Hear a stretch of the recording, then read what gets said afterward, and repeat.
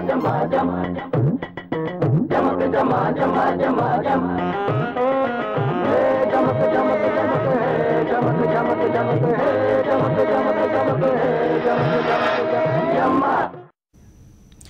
Welcome to avakaya biryani. This is Satish.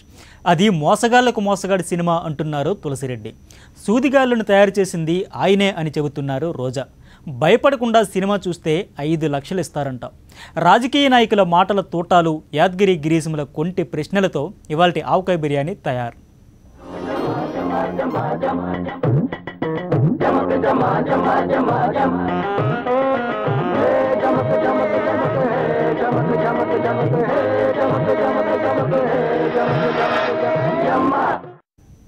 ఇప్పటికే సూదిగాడి భయానికి జనాలు బెంబేలెత్తిపోతున్నారు.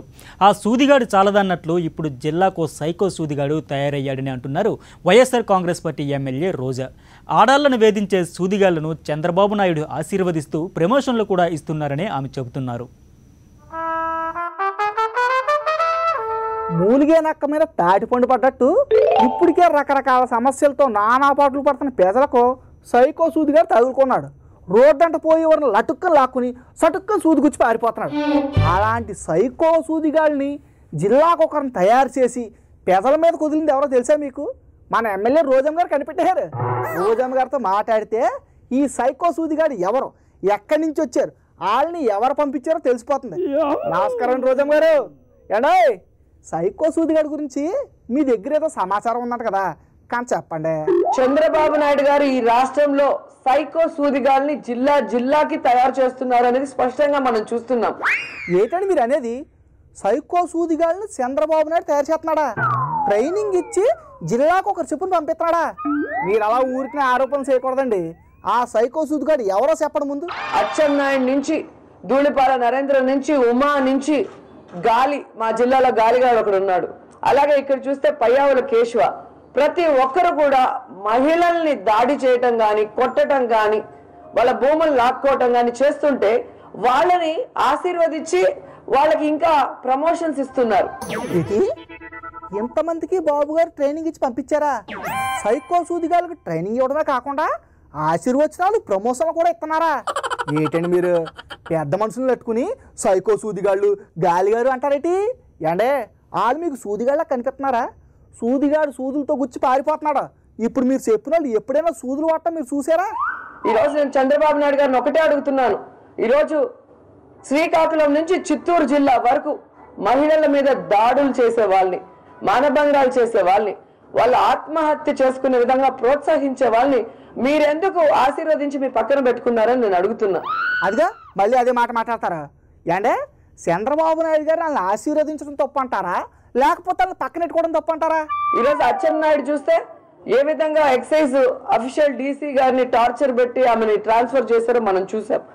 అలాగే ధూళిపాల నరేంద్ర తన సొంత కాన్స్టిట్యున్సీలో ఒక అమ్మాయి రిషితేశ్వరి అనే అమ్మాయి బ్రైట్ స్టూడెంట్స్ ఆత్మహత్య చేసుకుంటే ధూళిపాల నరేంద్ర, ఉమా ఇద్దరు బాబులు పెద్ద బాబు దగ్గరికి వెళ్ళి బాబురావు అనే వాళ్ళ బాబుని కాపాడుకోవడం కోసం ఒక అమ్మాయి ప్రాణాన్ని కూడా గాలికి వదిలేసి ఆ కేసు మాఫీ చేసే విధానంలో ఎలా ఉన్నారో మనం చూసాం. ఏంటి ఆ బాబురావు అనే బాబుని తీసుకుని ఆ ఇద్దరు బాబులు పెద్ద బాబు దగ్గరికి వెళ్ళి మ్యాటర్ సెటిల్ చేశారా? నాకు తెలియక అడుగుతున్నానండి. ఆ బాబు అంటే ఈ బాబులకి ఎందుకని అంత ప్రేమ? నారాయణ కాలేజీలో ఇద్దరు అమ్మాయిలు ఒకే రూమ్ లో చనిపోతే, ఈ 15 నెలల్లో 11 మంది పిల్లలు చనిపోతే కనీసం ఆ యాజమాన్యంని అరెస్ట్ చేయించాలి, లేదా ఆ వార్డెన్ ని, ప్రిన్సిపాల్ ని అరెస్ట్ చేయించాలి, లేదా ఆ ఏవైతే కాలేజీలకు సంబంధించిన నారాయణని మరి ఆ మంత్రి పదవి నుంచి తొలగించాలి అన్న చిత్తశుద్ధి లేకుండా అతన్ని కొనసాగిస్తాడు.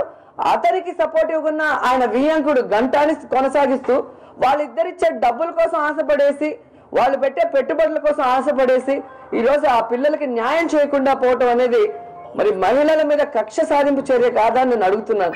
వడ్డించోడు మనోడైతే బంతులో ఎక్కడ కూకున్నా పర్వాలేదని సామెత లేదా మీరు?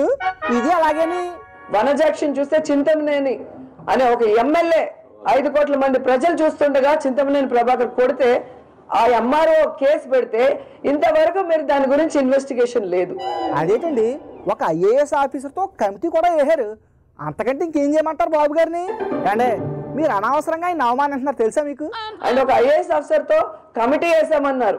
ఆ కమిటీ గడువు కూడా పూర్తయితే ఇంతవరకు అమ్మాయిని కలవలేదు, ఆ ఎంఆర్ఓని విచారించలేదు అంటే మీకు ఎంత చిత్తశుద్ధి ఉంది? మళ్ళీ కేబినెట్ లో పెట్టేసి క్లీన్ చిట్ చింతమనేని ప్రభాకర్కి. ఆ ఎంఆర్ఓదే తప్పని ఎమ్మెల్యే చేసింది మంచి పనేనని క్యాబినెట్లో తేల్చేశారు. ఇంకా ఎంక్వైరీలు కమిటీలు ఎందుకు దండగనుకున్నారేమో. అయినా కమిటీ ఏం చేస్తుందండి? ఎంఆర్ఓని ఈడ్చిపారేసిన ఎమ్మెల్యేదే తప్పని ఆయన మీద చర్య తీసుకోండి అని చెప్తారా? ఏండో అలా చెప్తే కనుక బాబు గారు ఊరుకుంటారా? చెప్పండి మీరు. ఏటో మీరు. సరేలేండి, ఈ ఆటకి చాలు రోజమ్మ గారు. ఏంటి రోజమ్మ గారు, సైకో సూది గారితో కానీ జాగ్రత్తగా ఉండండి. ఉంటానండి. మీరు ధైర్యవంతుల దెయ్యాలు భూతాలను చూసి జడుచుకోకుండా ఉండగలరా? అయితే రెడీగా ఉండండి. ఒంటరిగా సినిమా చూడండి. మీ బీపీ పెరగడం కానీ తగ్గడం కానీ లేకుండా సినిమా మొత్తం చూస్తే మీకు 5 లక్షల రూపాయలు ఇస్తారంట. ఏంటా సినిమా, ఏమా కదా అంటారా? అయితే చూడండి.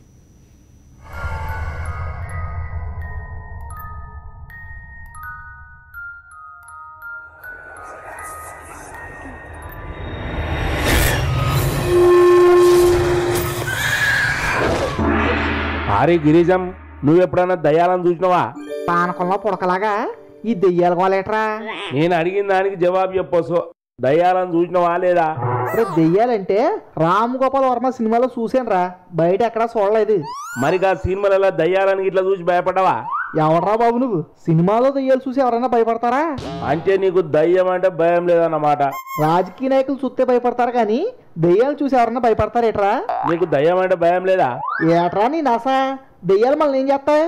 పొలిటీషియన్ కంటే డేంజర్ అయ్యి 100 దెయ్యాలు వచ్చినా నేను భయపడ్డా. నువ్వంత ధైర్యంగా లోడవే అయితే నీకు ఛాలెంజ్. ఈ ఛాలెంజ్ లో నువ్వు గెలిస్తే నువ్వు ధైర్యవంతుడు అని ఒప్పుకుంటా. నేను రెడీరా. ఏటా ఛాలెంజ్ చెప్పు. నువ్వు ఒక్కనివే కూర్చొని భయపడకుండా ఒక సినిమా చూడాలి. భయపడకుండా మొత్తం సినిమా చూస్తే నీకు 5 లక్షలు ఇస్తారు. ఏటి ఒక్కడనే కూకుని భయపడకుండా సినిమా చూస్తే 5 లక్షలు ఇస్తారా? ఎవరిస్తారా? ఇగో శక్తినొసు. తమిళంలో మాయా అనే పేరుతోని ఒక సినిమా వచ్చింది. దాన్ని తెలుగులో మయూరి అనే పేరుతోని విడుదల చేస్తున్నారు. గన్న నయనతార హీరోయిన్ అట. గా సినిమా చూసేటోళ్ళు ఎవరైనా సరే గజ గజ వనకాల్సిందని అంటున్నారు గా సినిమా తీసిన వాళ్ళు.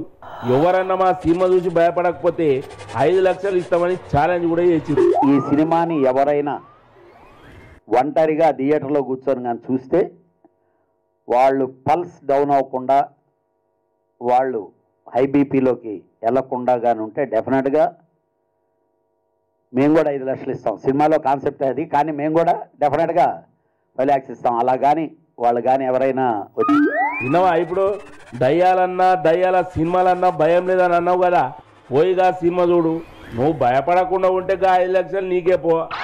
అరే యాదగిరి, సినిమాలు చూసి అందులో జుట్టెర పోసుకుని తిరిగే దెయ్యాలు చూసి భయపడే రోజులు ఎప్పుడో పోయాయిరా. అంతకంటే భయంకరమైన రోజు చాలా చూస్తానే ఉన్నారు జనాలు. ఉల్లిపాయల ధరలు కొండెక్కి కూకున్నాయి. ఆసుపత్రిలో పిల్లలను ఎలుకలు కొరికేస్తున్నాయి. ఎమ్మెల్యేలు అధికారుల మీద దాడులు చేసి సాగు కొట్టేస్తున్నారు. ఇవన్నీ చూసి భయపడి పేదలు సినిమాలు చూసి ఎలా భయపడతారా? అదంతా ఉత్తిదే, ప్రచారం కోసం అలా మాట్లాడతారు. ఇంతకుముందు రామ్ గోపాల్ వర్మ కూడా ఒక దెయ్యం సినిమా తీసాడు.